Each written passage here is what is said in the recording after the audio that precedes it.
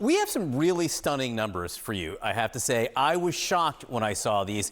It's about opinions of college education here in the United States, how important it is to have a college degree. CNN chief data analyst Harry Enten is here.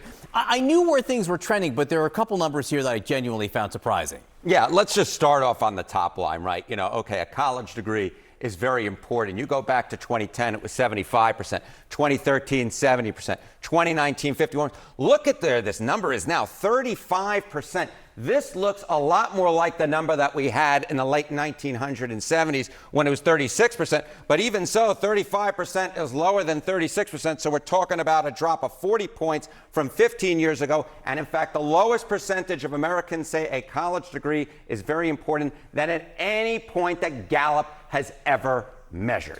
1978, which I can remember, I do not. Was pretty different than now. Yes, very different. Back in 1978, only 15% of Americans had a college degree. Now it's 36%. John Berman and I were saying, I think to a lot of our audience, that's much lower than a lot of them might think, but still 36%, much higher than 15%. And yet the degree, or the degree in which folks think that a college degree is very important, is basically equal.